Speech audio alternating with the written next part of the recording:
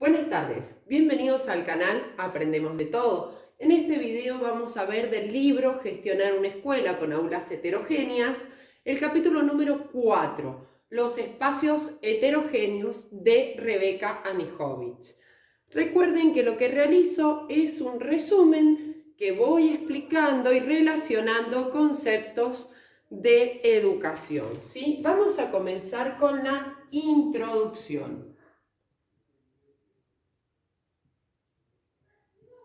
en la cual ella dice lo siguiente: ¿es posible imaginar un ámbito físico diferente para la escuela? ¿Es posible imaginar un ámbito físico diferente para la escuela? Y ella se contesta durante presenta durante toda la introducción diciendo que es posible y necesario considerar el aula heterogénea y una escuela habitable para todos los alumnos, entendiendo que el espacio físico se convierte en un entorno simbólico repleto de mensajes, ¿sí? Entonces, ¿cuál es su conclusión? Es posible y necesario. Luego nos dice, aulas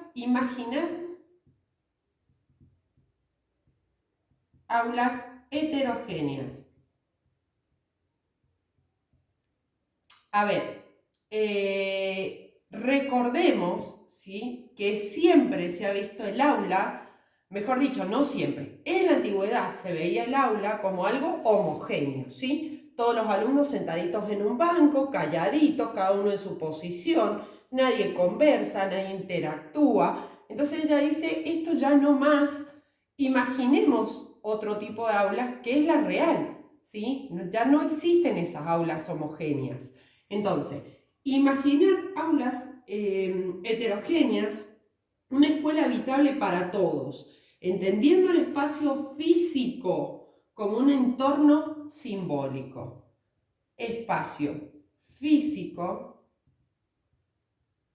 como un entorno simbólico. A ver, ¿a qué se refiere con esto? Nosotros interactuamos con nuestro entorno. Es decir, si vamos a una casa, vamos a un ejemplo más tangible, y vemos que en las paredes hay cuadros pintados por la dueña, maceteros que la dueña realiza, cortinas elaboradas que la dueña de casa dice, esta la hice yo. ¿Qué vemos? Vemos un lugar de arte, ¿sí? De arte hecho en casa. Entonces, ¿qué nos transmite ese lugar? ¿Sí? Lo que hace la dueña. Perfecto, en la escuela pasa lo mismo. Si vemos láminas impresas, no vemos el trabajo de nuestros alumnos. Se ven muy bonitas, de todos colores, pero no hay construcción de aprendizaje. Hay una lámina para leer, ¿sí? No hay interacción con esa lámina. Sin embargo, si vemos trabajo hechos por otros alumnos, los mismos compañeros se detienen a ver. Entonces es un espacio simbólico. Bien, continuamos con el apartado número 1. Que dice lo siguiente. Un segundo porque queda manchado.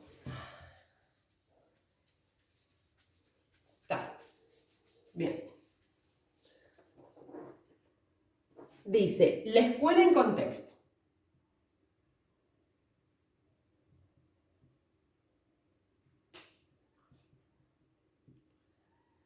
Describe las características de una escuela, ¿sí? Dice el mapa, las fotos del lugar nos permiten reconocer la cultura del grupo que la habita, su sistema político, las relaciones entre lo público y lo privado, sus tradiciones, su pasado y arriesgar apuestas sobre su futuro.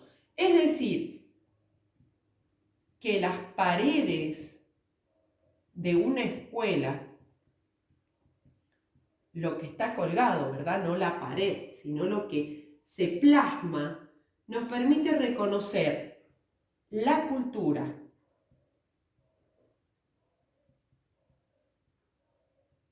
nos permite saber el grupo que la habita o conocer el grupo que la habita. Nos permite conocer su sistema político, la relación entre lo público y lo privado. Acá voy a arriesgar que esa relación que ella expresa se refiere a que siempre en lo privado vamos a encontrar mucho material. Material porque es una escuela donde los padres pueden enviar a sus hijos con material para trabajar, colores, cartulinas, goma eva, plastilinas, etc. Y en lo público se ve mucho más el tema del reciclaje. Trabajar con diarios, trabajar con lo que encontramos en casa, reciclar. Bien, dice, conocer sus tradiciones.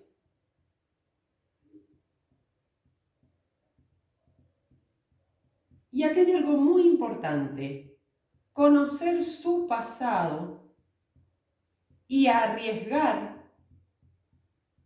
su futuro. Desde las paredes, reconocer hacia dónde se dirige la visión de esa escuela. Bien, hay mucho más en lo que ella dice que hay que reflexionar. Dice, diferentes líneas pedagógicas en la historia de la educación han operado sobre la relación entre el aprendizaje y la enseñanza. De allí surgen conceptos de contexto, de contextualizar, descontextualizar y recontextualizar la enseñanza y el aprendizaje.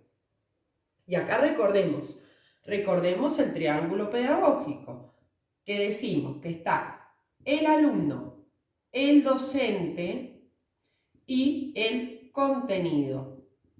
Perfecto. Esto interactúa permanentemente cada uno de sus elementos. Sin embargo, están inmersos en un contexto. ¿A qué nos referimos con ese contexto? Políticas educativas, culturas, tradiciones. Si tenemos una escuela donde hay inmigrantes, va a haber lo que dice ella, lo que expresa, lo heterogéneo, la importancia de eso, ¿sí? No tratar de homogeneizar, al contrario, adaptarse, aprender, ¿sí? Tenerlo en cuenta. Bien, continuamos. Acá vamos a ver cómo ella, desde la postura de diferentes autores, dice cómo ven la escuela o cómo describen la escuela. Les voy a dar una breve introducción de esa, vamos a decir, ideología de los autores, para que tengan en cuenta. Para aprender en contexto, ¿sí? Esto es aprender en contexto.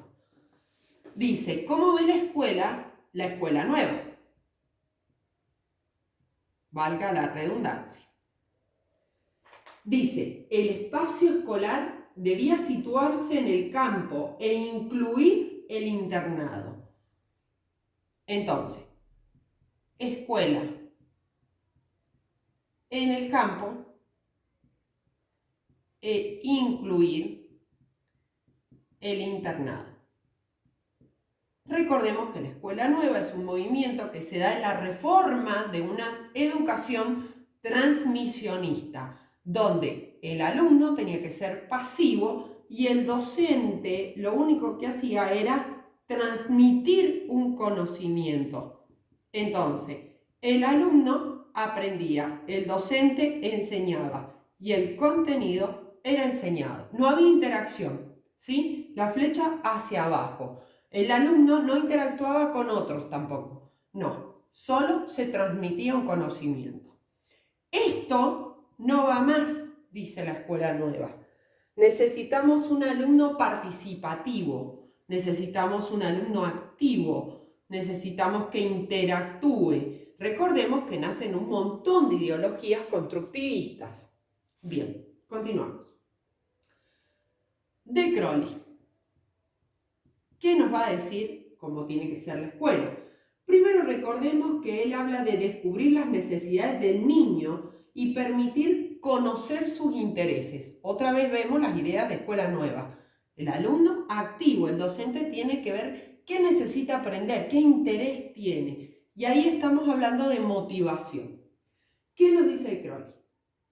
Ponderaba el medio rural y manifestaba que los aportes de la naturaleza no se sustituyen por la oferta que genera la ciudad. Es decir, que si bien era importante lo rural, era más dinámico y mucho más cultural lo que la ciudad tenía. ¿A qué se refiere? Cines, teatros, museos. Es más, ponderaba el medio rural y manifestaba que los aportes naturales no se sustituyen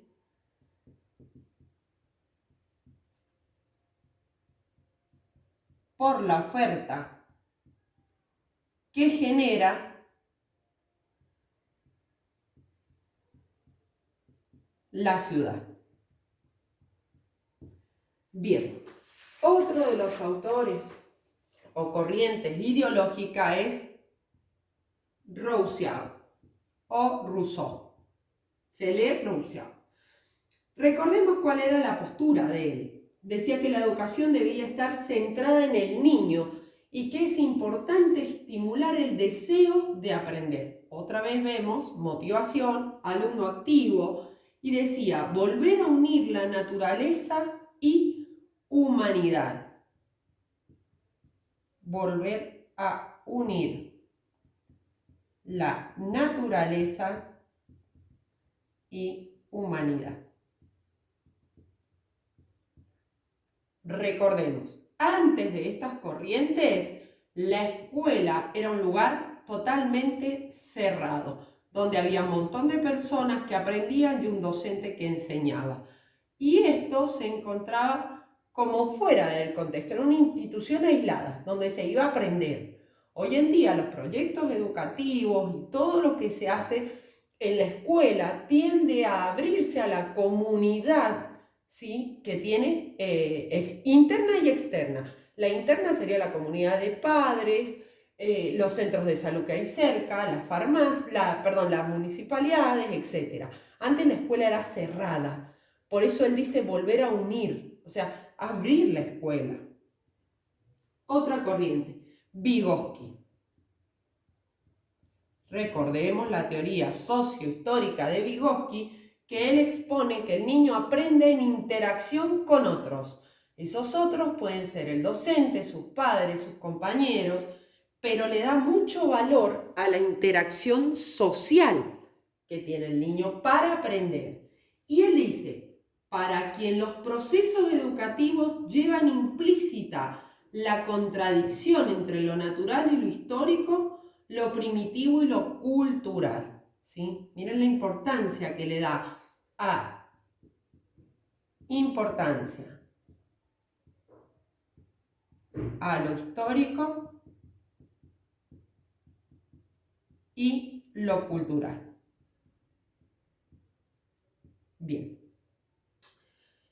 Desde acá, ella va a decir, imaginemos una escuela.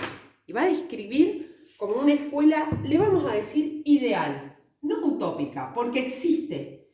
Existe, hay muchos países que ya están trabajando lo que ella expone para nuestro país, ¿no? Porque ella es una visionaria de la educación, Rebecca Nijovic, son excelentes sus libros. Y dice, imaginemos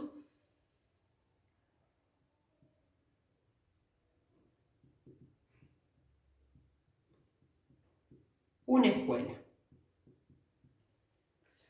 ¿Qué es lo que tiene que tener esta escuela para ser como el ideal de los procesos de enseñanza y aprendizaje? Dice, en lugar de un gran comedor, varios comedores para diferentes cantidades de alumnos, con acondicionamiento acústico, posibilidades de salir y comer al aire libre. Lo que está describiendo son espacios, ¿sí? Vamos a poner que esto es un comedor con grandes ventanales que puedan interactuar con la naturaleza, ¿sí? Pero a su vez, donde los niños no sean un número, no sea un lugar gigante, sino que sea más pequeño. Describe espacios multifuncionales para que los alumnos puedan interactuar, para que los alumnos puedan experimentar. Dice, el patio posee huerta, área de juegos, con pisos mullidos. Y acá se está refiriendo al piso mullido como blandito. Hay lugares que he conocido donde les ponen unas placas de goma eva muy gruesas. Entonces el niño juega y si se cae no pasaría nada porque no se golpea, es blandita. Bueno, dice huertas. Describe un patio también con multijuegos. Otra vez vemos el tema de la experiencia. Dice areneros, playón deportivo, galería, naturaleza, cestos con diferentes tipos de residuos. Acá qué importante, ¿no? Porque siempre trabajamos con los chicos el tema del reciclaje. Pero en la escuela no tenemos cómo diferenciar lo que reciclamos en materia orgánica, materia inorgánica, etc. Y después se centra en el aula y va a describir un aula ideal.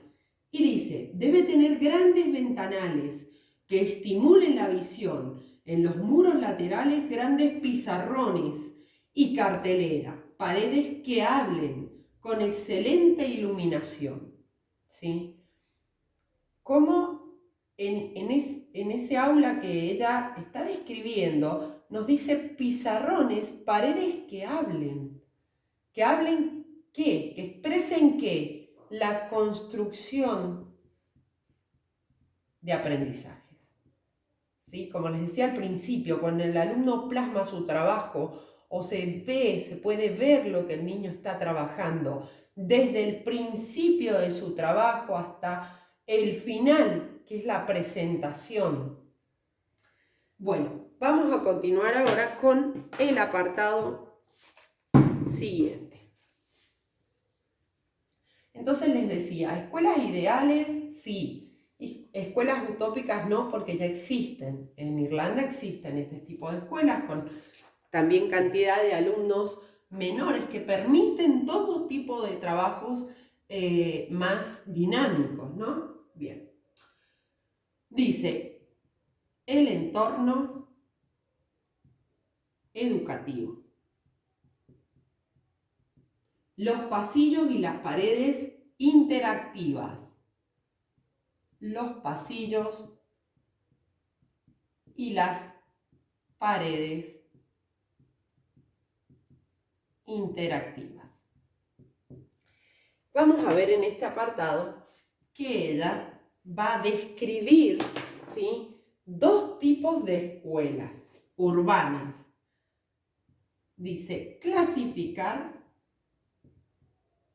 dos tipos de escuelas urbanas. Por un lado habla de una escuela que dice con pasillos entre lugares destinados a enseñar, recrearse, dirigir, etc. Es decir, la escuela típica, ¿cierto? Lleno de aulas, con grandes pasillos o galerías que unen cada uno de los grados, ¿sí? Primero, segundo, tercero, etc. Y la segunda escuela que ella va a describir dice lo siguiente: otras donde hay áreas de conexión y se puede exhibir, exponer, intercambiar, compartir, encontrar, ofrecer, recibir y actuar. ¿Y cómo lo vamos a relacionar esto así? Un alumno que va a interactuar con esa pared. ¿Por qué hablamos de interactuar? Porque la pared va a expresar algo, ¿sí? Una lámina, un trabajo colgado, va a expresar un conocimiento y el alumno a su vez puede construir leyéndolo, mirándolo, tocando texturas, etc. Dice, el entorno educativo no se restringe al espacio físico, sino que es un componente más de un sistema inteligente. Es la persona más el entorno. La persona más el entorno. Y a esto le va a llamar sistema inteligente. Que, como les decía recién, no es una lámina impresa y pegada. Es algo que han hecho los alumnos. Y después realiza una pregunta que dice lo siguiente: ¿cómo hacemos que los entornos educativos estimulen la experiencia de aprendizaje diverso, autónomo y creativo? Vamos a responder con todo lo que ella aconseja, ¿no? Porque lo que está haciendo es explicándonos cómo podemos hacer esto. Dice, ¿cómo hacemos que los entornos educativos estimulen la experiencia de aprendizaje diverso, autónomo y creativo?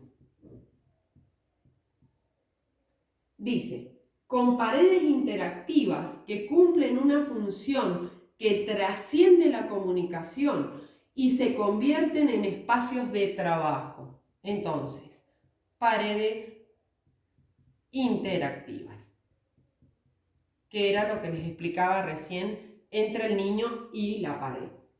Dice, plasmar en ellas conocimientos previos de los alumnos que puedan ser modificadas.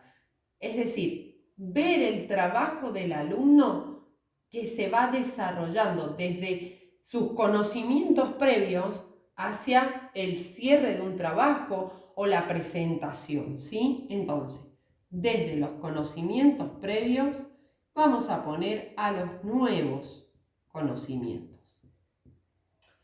Dice, las paredes pueden ser escenarios de un trabajo en proceso. Trabajo en proceso. Por ejemplo, una lluvia de ideas de cómo podemos solucionar alguna situación, problema que les exponemos a los alumnos, etc. Bien, continuamos con el apartado siguiente, creo que es el último. Recuerden que en el canal tienen las teorías de todos los autores, ¿no? Vygotsky, Ausubel, porque por ejemplo ella cuando habla de este tema del conocimiento previo, está citando ideas de Ausubel. Y dice este apartado, la distribución del aula heterogénea. La distribución del aula heterogénea. Bien. Disponer de un mobiliario que permita diferentes ubicaciones. En estas diferentes ubicaciones describe que se pueden poner en C las sillas, en U depende de la tarea que se quiera realizar. Bien, entonces, mobiliario móvil. Para poner los bancos en U o en C o correr todo y trabajar en el piso. Dice que posee recursos, libros, computadoras, pizarras interactivas, o sea, posee recursos. Tan importante la interacción del niño con material didáctico.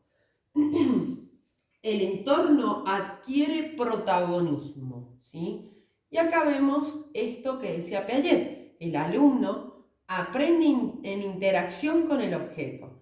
Si hay muchos objetos donde el alumno puede tocar, interactuar, construir, va a aprender con mayor facilidad. El entorno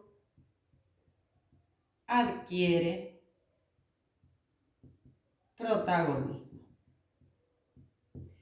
Y trabajar el concepto de flexibilidad. Qué importante esto, ¿no? Trabajar el concepto de flexibilidad. Y acá me permito, en mi opinión, sí aclaro que es mi opinión, ¿a qué se refiere concepto de flexibilidad? Muchas veces me presentan mis alumnas una planificación, una secuencia y me dicen, la voy a terminar así, en este tiempo, tal día. Y yo les digo, bueno, tranquila, porque recordemos que nosotros en el proceso de enseñanza estamos trabajando con niños. Entonces no podemos tener tan rígida nuestra secuencia. Tiene que ser flexible y abierta porque debe adaptarse al proceso de aprendizaje que tiene el niño. Si nosotros le damos tanta rigidez y estructura, no nos estamos adaptando al proceso de aprendizaje. Lo único que queremos es transmitir. Y no ese es el objetivo de las nuevas ideologías de enseñanza, sino que el alumno pueda construir, pueda apropiarse, pueda experimentar, pueda motivarse, y nosotros debemos estimular, ser andamio de ese aprendizaje, diría Vygotsky. Bien, he terminado. Si te sirvió el contenido, por favor comparte, regálame un me gusta y suscríbete. Muchas gracias.